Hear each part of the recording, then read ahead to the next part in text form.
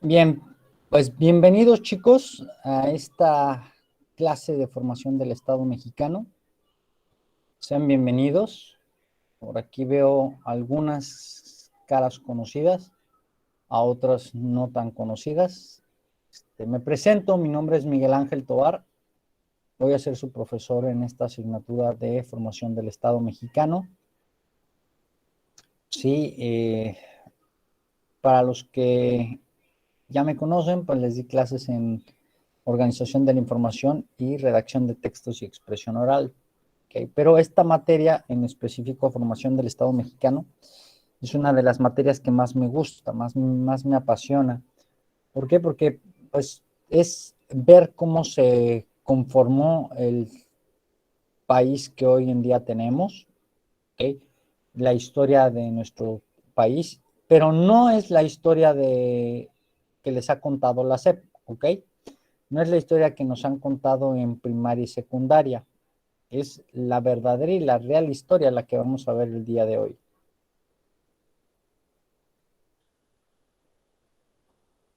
Hay dos frases con las cuales me gusta mucho iniciar las clases de historia. Una de ellas es la siguiente, que dice, el individuo que no conoce su historia está condenado a repetirla.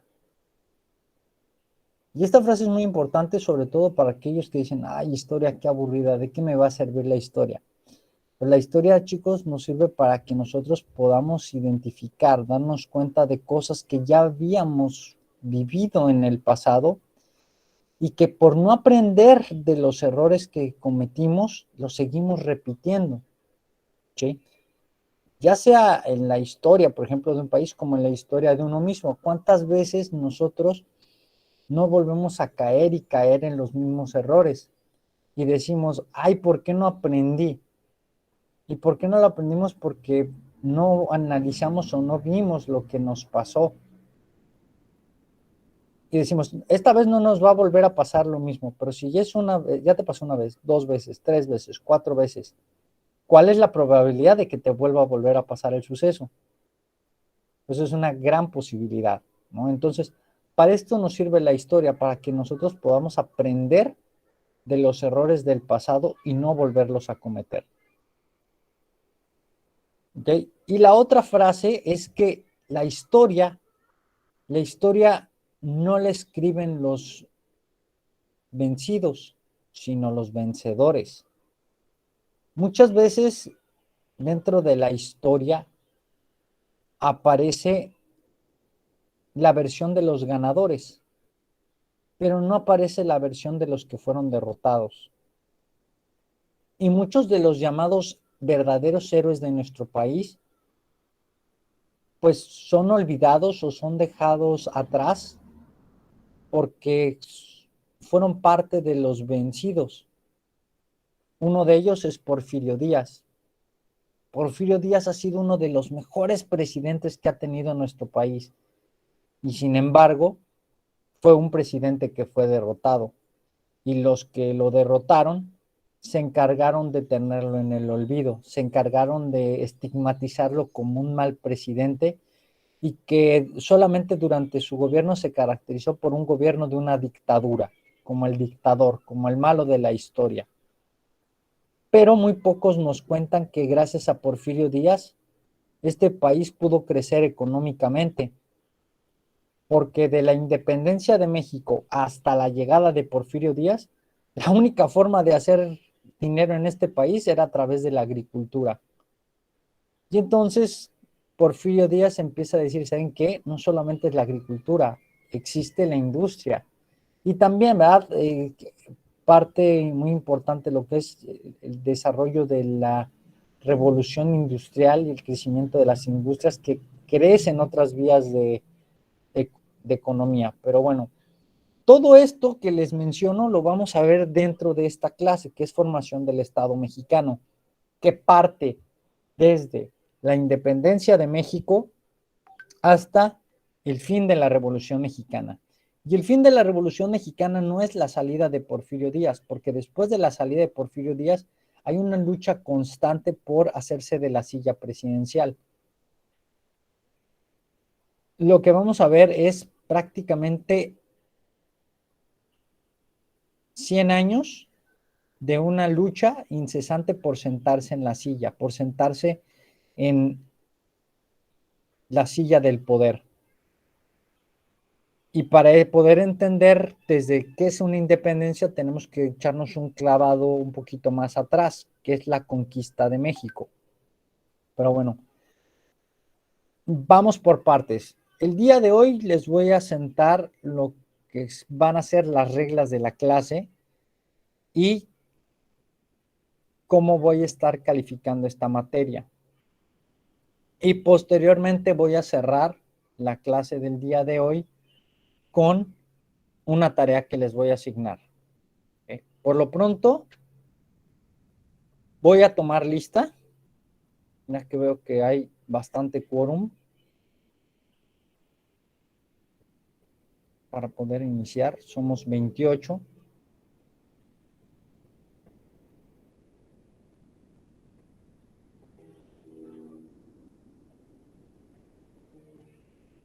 Solo regalen un segundo en lo que se proyecta la lista. Aquí está. Les voy a pedir por favor que me contesten de manera oral o si no de manera escrita. Presente. Álvaro Arturo. Presente. Ana Victoria. Presente. Ananta Alejandrina. Presente. Andrea Aimé. Presente. Arisbe Yasbet. Presente. Britney Claire. Presente. Carla Marina. Presente. Cintia Belém. Presente. Dafne Paola. Presente. Diego Ariel. Presente. Dulce María. Freddy Yael. Frida Fernanda. Presente. Guadalupe May.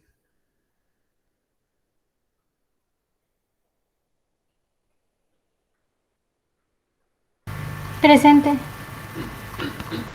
Hansel Gabriel. Presente. Ingrid Ariadne. Presente. Ingrid Jimena. Presente. Itzel Araceli. Presente. Jonathan Manuel.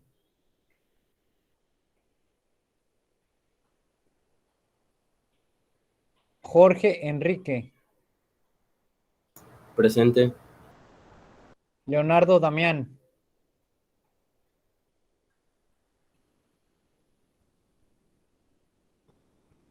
Leo. Presente, presente, profe. Mariana Elizabeth. Presente. Mía Alejandra. Rodrigo Aldair. Presente. Romina Alexa. Presente. Romina Montserrat. Presente, maestro. Yajaira Jacqueline. Presente. Yaretsi Montserrat. Presente. Muy bien. Bien. Ok. Bueno, entonces comencemos con las reglas de la clase. Es importante recordarles que dentro de las reglas escolares, no solo de mi clase, sino las reglas en general, está establecido que ustedes tienen la obligación de tener encendida su cámara durante toda la clase. Únicamente las personas que no les sirve su cámara y que previa a un reporte por parte de sus tutores, se les permite, pues obviamente no tenerla encendida por cuestión de que no funcione su cámara, pero tienen que autorizarlo, o más dicho, tienen que avisarlo sus tutores. Si sus tutores no notifican que sus cámaras no funcionan, pues vamos a dar por entendido que simplemente ustedes no prendieron su cámara porque no quisieron. Y al menos en mi clase, esto amerita a, pues simplemente una falta en la clase. Entonces, sí les voy a pedir por favor que tengan encendida su cámara. ¿Ok? Y los que no funcione su cámara, por favor notifíquele a sus tutores para que se lo hagan saber al Departamento de Control Escolar para que nos pasen el reporte. Porque al menos aquí estoy viendo que un poquito más de la mitad, menos de la mitad del salón, sí, ya vi que empezaron a prender las cámaras por arte de magia, pero sí veo varias cámaras que no están encendidas. Igual, si no funciona el micrófono, reportarlo de la misma forma para que nosotros sepamos de que si no pueden participar vía audio es porque les está fallando, pero lo pueden hacer vía escrito, como hicieron ahorita para poner presente. ¿Okay? Bueno, la siguiente es que deben de portar ustedes el uniforme durante la hora de clase. Si no tienen el uniforme, por lo menos que tengan una playera blanca, Freddy. ¿Ok? Entonces, tener una playera blanca para las próximas clases. Si no tienen la playera blanca, puede ser una playera blanca, puede ser una playera blanca con estampado, pero sí que sea blanca, ¿ok? De lo contrario, igual, pues se les va a considerar como falta. No playeras de tirantes, no personas con el torso descubierto, tanto varones como mujeres, ¿ok? Recuerden que sus clases se graban y entonces hay evidencia para poder mostrar cualquiera de este tipo de faltas, ¿ok? Entonces, evitemos las sanciones.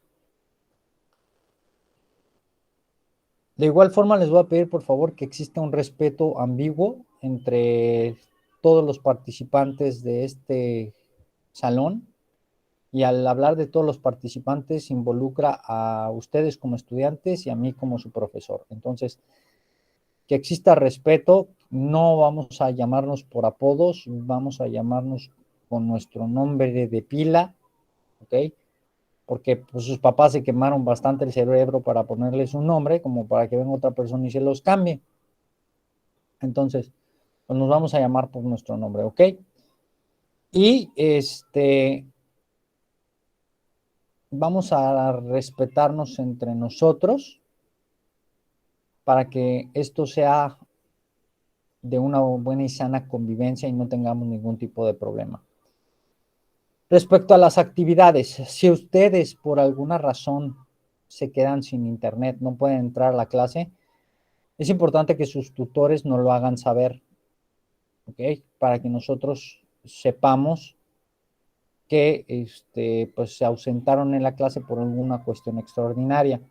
Cuestión extraordinaria no es que no quise entrar o me quedé dormido. ¿Okay? Pues, cuestión extraordinaria es que se me haya delido el internet, me haya quedado sin luz, me enfermé, me ausenté por una situación familiar o por una situación de algún trámite o porque tuve que ir al doctor, tuve que ir a la escuela. Esas son las situaciones que se pueden justificar. Todas las demás, no. ¿Ok? ¿Cuál es el derecho a la justificación?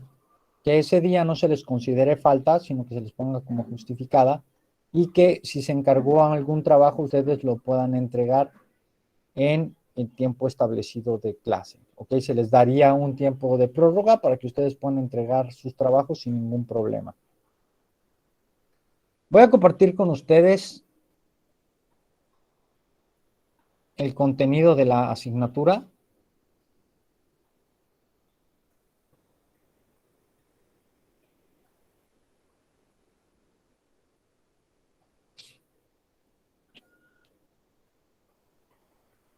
Que es formación del Estado mexicano. Esta materia de formación del Estado mexicano es una materia que es de tipo obligatoria, que van a cursarla dentro del tercer semestre y que no requieren de alguna materia previa para poder tomarla. De igual forma, mencionarles que tiene un valor de 4 créditos. Es de la modalidad mixta, ¿okay? Porque se toman clases de manera presencial y se toman clases de manera no presencial. ¿Okay? Cuando hablamos de una asignatura en tiempos normales, ahorita porque estamos en pandemia, pues nos tenemos que ajustar a las clases en línea.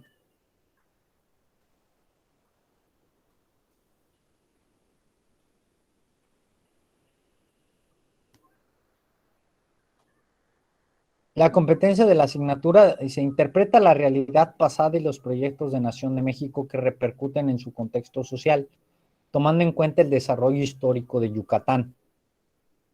¿Qué quiere decir esto? Pues que vamos a ver precisamente a través de esta materia cómo surgieron y se consolidaron las instituciones que hasta el día de hoy permanecen dentro de nuestro país, cómo algunas se fueron transformando, cómo otras se fueron modificando, cómo otras se fueron extinguiendo y apareciendo otras, y cómo es que se constituyó no solo el país, también cómo se constituyó nuestro estado, porque durante algunos momentos de la historia, Yucatán tuvo momentos muy distintos a los que vivió el resto del país. Por ejemplo, mientras la parte del territorio del centro del país vivía una lucha de independencia de 1810 a 1821, Yucatán no vivió este proceso.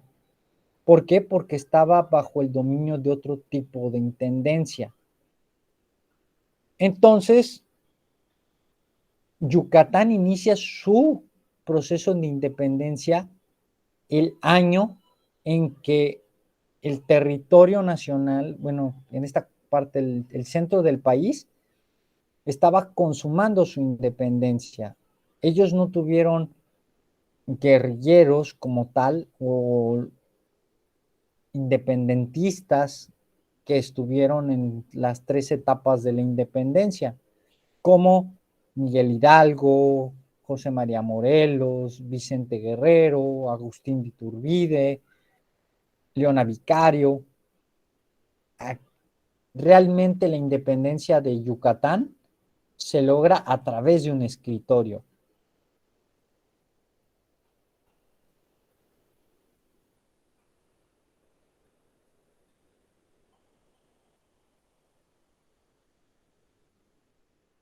La primera unidad es la vida independiente en la primera mitad del siglo XIX. Vamos a ver cómo era la vida de este México que logró su independencia. ¿Cómo es que logra la independencia? Vamos a ver estas 3 etapas de las cuales les hice mención, ¿sí? Cómo se vivió este proceso, porque aunque en el año de 1821 se da la entrada del ejército trigarante y que se firma los tratados de Córdoba con los cuales se reconoce la independencia de México en la Nueva España, la realidad es que el gobierno español no reconoce la independencia de México hasta una década después, cuando se da la muerte del rey Fernando VII. Vamos a descubrir también que el grito de independencia, como lo conocemos el día de hoy, no tiene el mismo grito que tuvo en su inicio, que en un inicio este grito no era nada más como nos lo pintan hoy de buscar la libertad de los indígenas, buscar la libertad de las personas. Era más un movimiento libertador sobre el poder que tenían los españoles naturales y que los españoles criollos no tenían acceso a las esferas de gobierno. Vamos a ver qué pasó con esta división de castas y por qué fue importante la participación de los criollos en el proceso de independencia.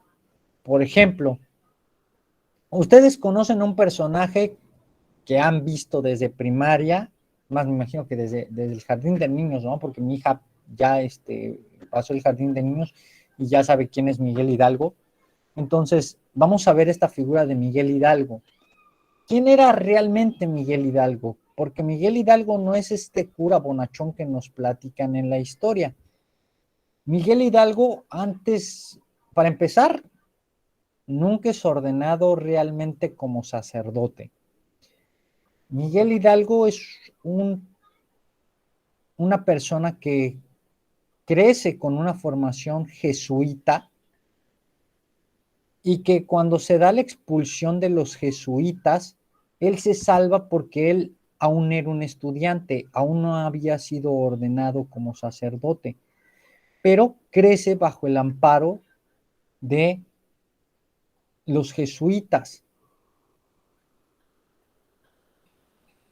Miguel Hidalgo se convierte en rector de una universidad, la Universidad de Valladolid, pero como era un personaje incómodo para la iglesia por las ideologías que empezaba a sembrar dentro de los estudiantes, porque los jesuitas eran promotores del humanismo, de buscar las condiciones por igual dentro de los hombres.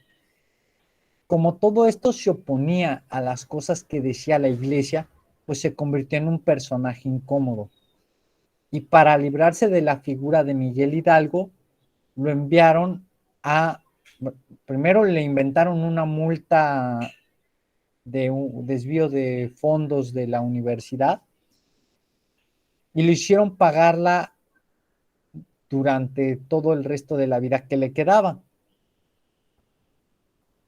Y entonces, para asegurarse que Hidalgo cumpliera con esto, lo mandaron a una pequeña iglesia fuera de Valladolid. Y entonces aquí es donde empieza a crecer la figura de Miguel Hidalgo dentro de la historia de México, dentro de la política y de la historia de México. Porque Miguel Hidalgo se convierte en uno de los principales conspiradores, uno de aquellos que buscaba romper con el yugo de los españoles y sobre todo quitarse de encima a la iglesia de ese entonces. Miguel Hidalgo decide ingresar a esta lucha con el objetivo de quitarse esta deuda que le habían inventado y proteger a su familia. Oh, sí, porque Miguel Hidalgo, a pesar de ser un cura, Miguel Hidalgo tenía familia, Miguel Hidalgo tuvo esposa, Miguel Hidalgo tuvo amantes, Miguel Hidalgo tuvo varios hijos.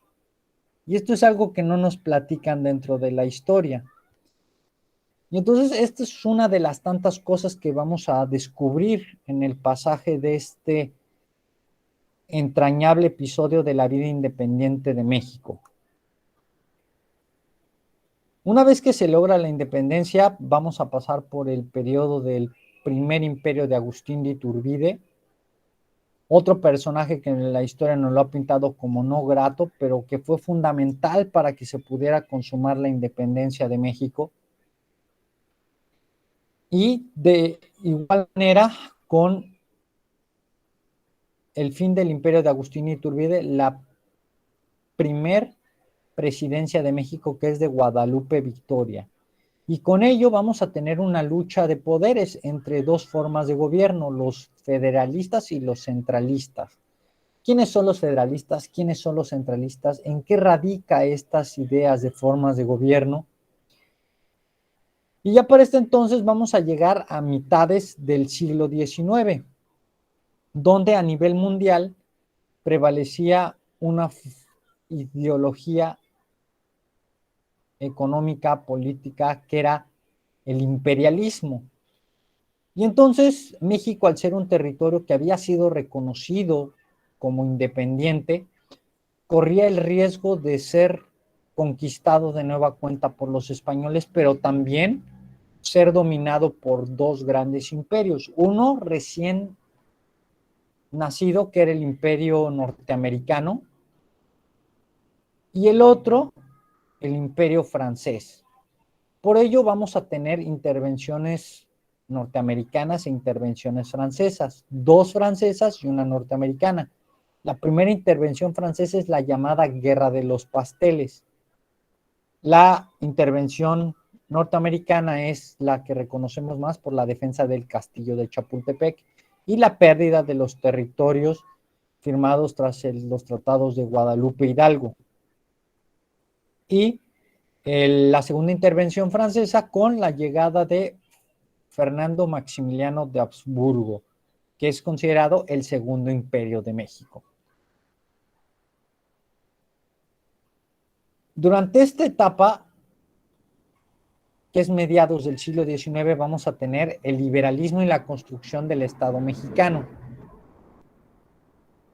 en el cual vamos a tener dos facciones o dos grupos de poder en busca de la silla presidencial, que eran los conservadores y los liberales.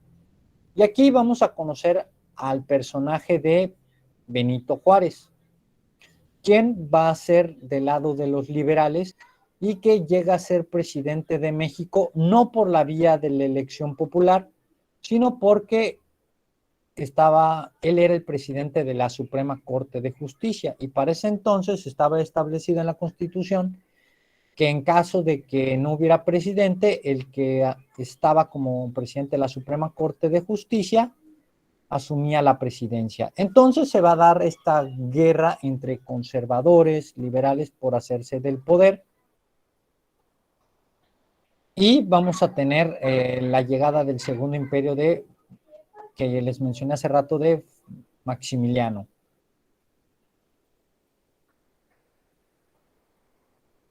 Una vez que se derroca Maximiliano, aparece otro personaje que vamos a tener que es Sebastián Lerdo de Tejada y al buen Porfirio Díaz, que va a empezar a surgir dentro de la esfera política. Y con lo cual vamos a dar por finalizado el primer corte. Este primer corte tiene un valor de 30 puntos porcentuales. Van a ser ustedes 5 hadas y la prueba de desempeño para tener un total de 30 puntos porcentuales. La tercera unidad es acerca del Estado porfiriano. Vamos a conocer qué pasó con este México ya con la llegada de Porfirio Díaz en el poder, cómo se empieza a dar la transformación de un territorio que, como les platiqué, estaba de guerra tras guerra, tras guerra, tras guerra, y vivió una etapa de paz y de crecimiento, que fue la etapa de modernización de México. Y gracias a pues el modelo económico y político que instauró Díaz durante su gobierno, que fue el llamado modelo de los científicos y el uso del positivismo. Pero pues al final de cuentas Díaz le ganó la ambición, le ganó el poder y se quedó durante 30 años sentadito en la silla. Entonces empezó a surgir un grupo de personajes que buscaban la democratización del territorio y entre ellos va a aparecer Francisco Ignacio Madero.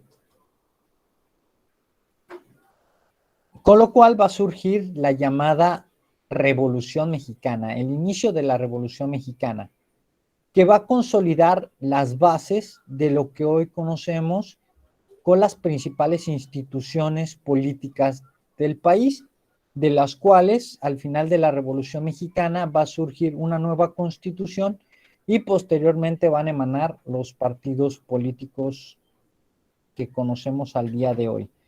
De entre los primeros partidos post-revolucionarios aparecen el Partido de la Revolución Institucional, que antes sufre dos transformaciones, y el Partido Acción Nacional, que es el partido del PAN. Con ello terminamos lo que es nuestro segundo corte, que también tiene un valor de 30 puntos porcentuales, que equivale a 4 hadas y una prueba de desempeño, para llegar a nuestro producto final, que tiene un valor de 40 puntos. En resumen, la sumatoria de los dos cortes da un total de 60 puntos porcentuales y la evaluación del producto final es un 40%, para que ustedes, si obtienen todos los puntos, tengan 100 puntos de calificación. ¿Cuáles son los niveles de dominio? De 90 a 100 puntos hablamos que obtuvieron un nivel sobresaliente. De 80 a 89 obtuvieron un nivel de tipo satisfactorio. De 70 a 79 un nivel suficiente y de 0 a 69 no está acreditado y por lo tanto nos tenemos que ver en el periodo de acompañamientos. Algunos de los materiales bibliográficos que van a estar a su disposición, ¿ok? Y que ustedes pueden consultar. Estos son libros físicos. Yo les voy a poner material digital, el cual van a poder consultar durante la clase. ¿Ok? ¿Alguna duda? Hablen ahora, callen para siempre. No, maestro.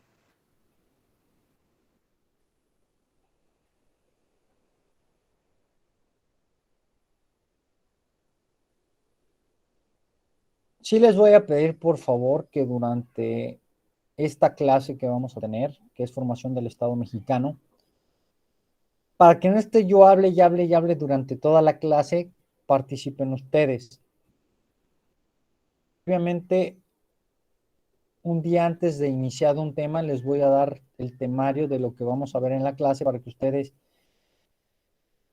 lean, investiguen, indaguen y que durante la clase, mientras estamos presentando el material, pues ustedes puedan participar, ¿sí? Al final de cuentas, la historia se permite a que podamos tener una serie de,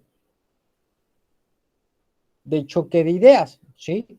Por lo mismo que les digo, porque nos han platicado una historia y vamos a ver la historia desde otra perspectiva.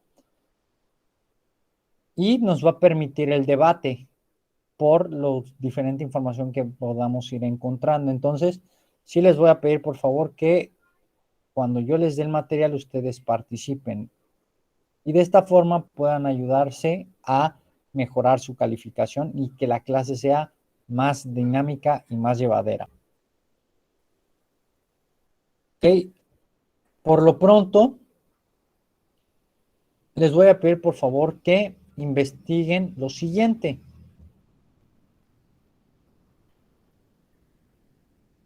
Van a investigar cuáles son los principales antecedentes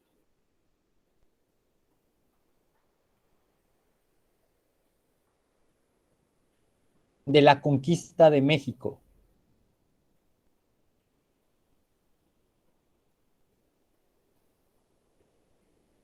¿Ok?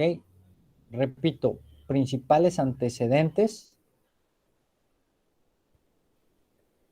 de la historia de México.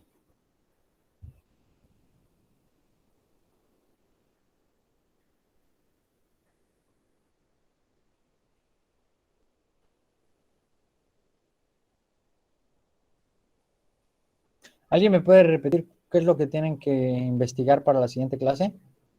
Los antecedentes de la historia de México, los principales. Ok, no es de la historia, es de la conquista de México. Pero escuché que dije historia, no sé si estoy mal. Perdón, de la conquista de México. Por eso les dije que me pueden repetir para ver qué fue lo que les dije. La conquista de México, sí, porque de la historia de México, muchísimo. Principales antecedentes de la conquista de México. Gracias, Britney.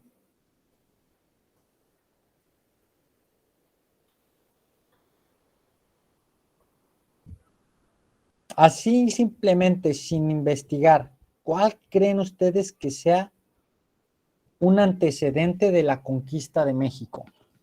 El principal. ¿La revolución? No, la revolución fue muchos años después.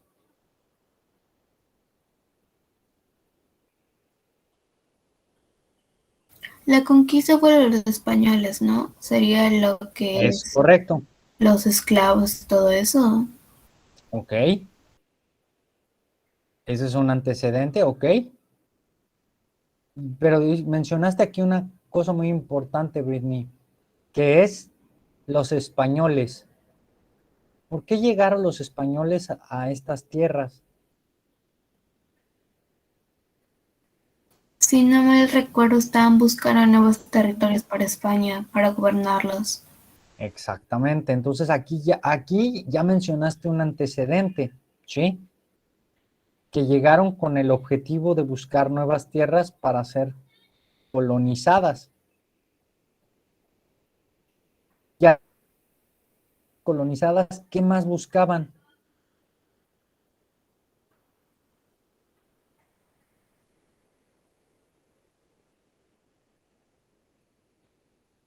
¿Qué les llamó la atención para decir, aquí hay que quedarnos y aquí hay que establecer nuestras colonias? Exactamente, el Guadalupe. El principal antecedente es ese, el descubrimiento de Cristóbal Colón. ¿Qué hubiera pasado si Colón no hubiera desafiado a la iglesia y si Colón hubiera desafiado al pensamiento de la época y decir, ¿saben qué? Pues vamos a darle la vuelta al mundo, porque para ese entonces existía la idea de que la Tierra era plana. Y aunque Galileo Galilei demostraría, y aunque Aristóteles, perdón, años atrás, milenios atrás, demostraría que la Tierra era redonda, mucha gente, y sobre todo por las ideas que establecía la iglesia, decían, no, es que la Tierra no es redonda, la Tierra es plana. Y entonces, con los conocimientos que fueron apareciendo, Colón dijo, pues yo digo que la Tierra no es plana, yo digo que la Tierra es redonda y como voy a hacer caso a lo que decía Aristóteles y voy a hacer caso a lo que dicen los astrónomos de la época, pues vamos a irnos por el lado este, vamos a irnos por el lado este, perdón, por el lado oeste y vamos a tratar de llegar a África. Vamos a tratar de saltarnos África y vamos a llegar a Asia, que es el punto importante del comercio de ese entonces de Europa. Pero pues Colón jamás iba a pensar que iba a encontrar un nuevo pedazo de tierra. Cuando él inició su búsqueda, jamás pensó que iba a encontrarse un nuevo pedazo de tierra.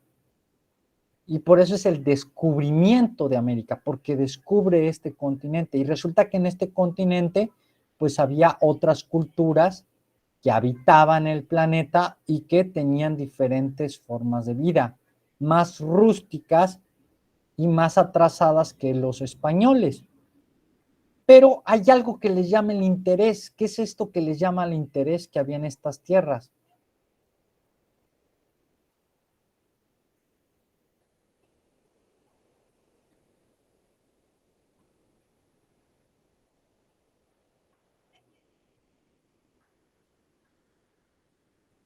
¿Qué había? Oro y riquezas, exactamente, Álvaro. Oro y riquezas. Cuando Colón descubre a los nativos que tienen piezas de oro y cuando le lleva a los reyes católicos, Isabel y Fernando de Aragón,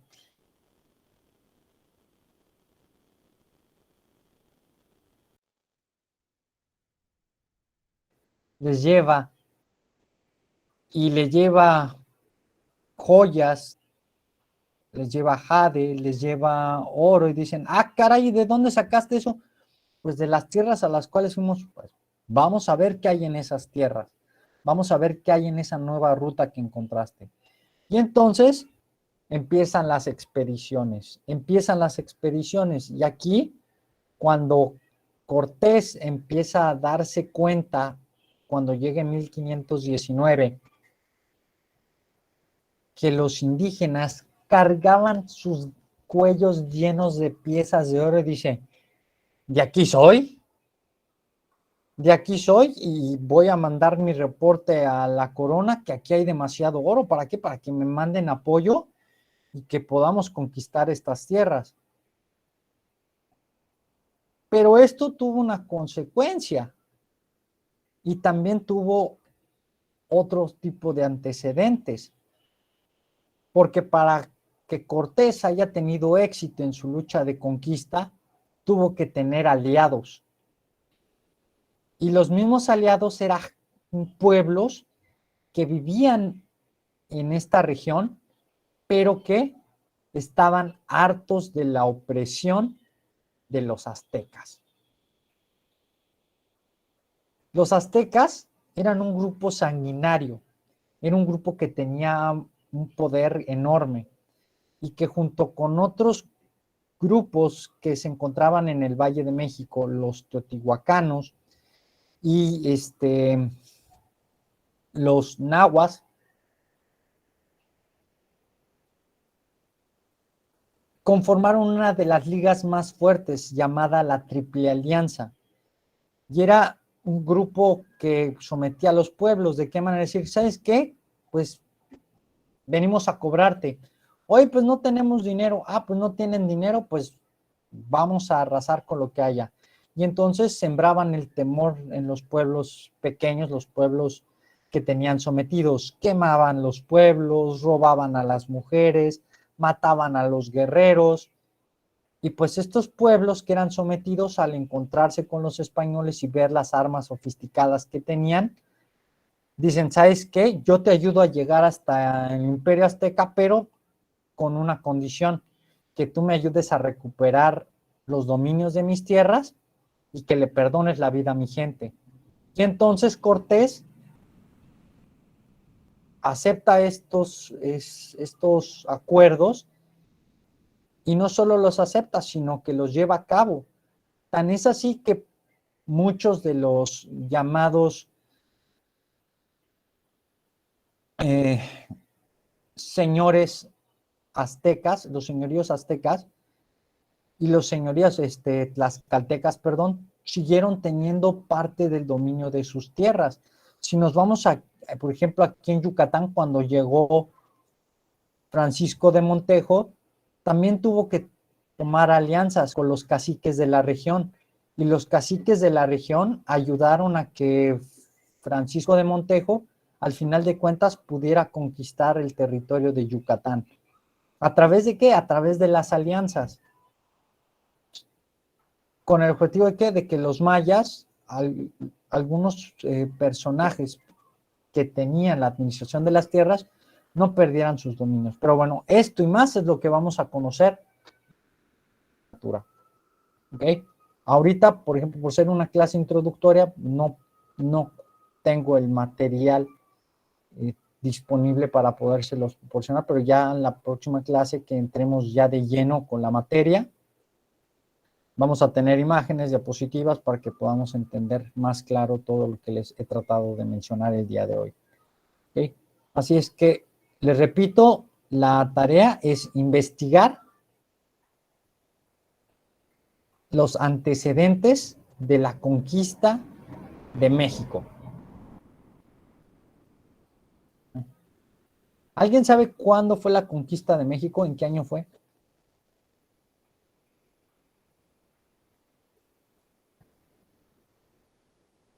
San Google, sálvanos.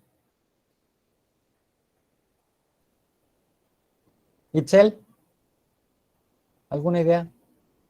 ¿No? 1812, dice Guadalupe. No, Guadalupe, 1812 ya estábamos empezando a pelear nuestra independencia. Dice Dulce, 1519. 1519 es cuando llega Hernán Cortés a México. Y llega precisamente por la península de Yucatán. 1521, chicos. El 13 de agosto de 1521.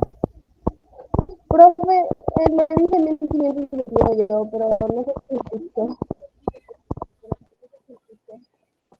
Perdón, ¿me repites, Arisbe? No te escucho.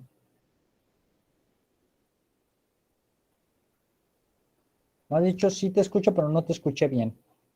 ¿Me lo repites lo que me dijiste, por favor?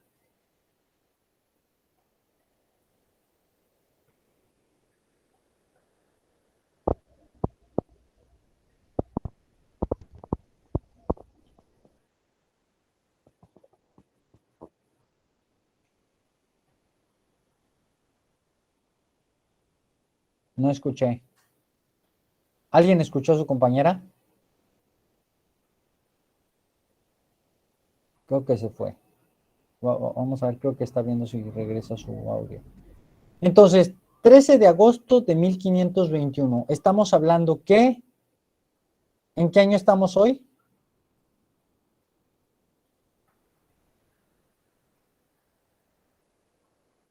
2021.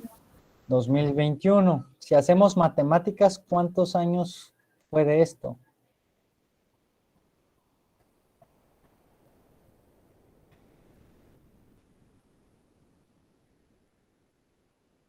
$500, efectivamente. Hace unas semanas celebramos los 500 años de la llamada Conquista de México.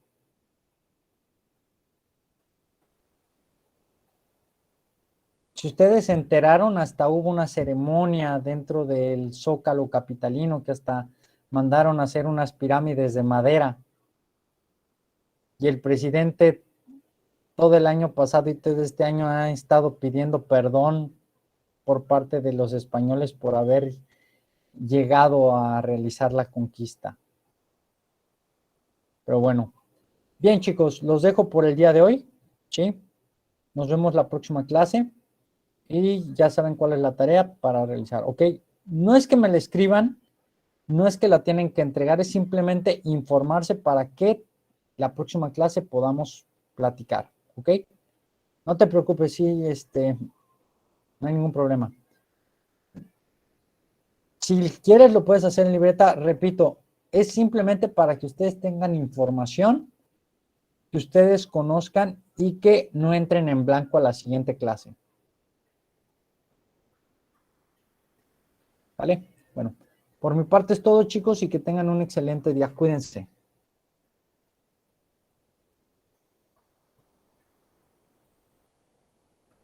Adiós, maestro.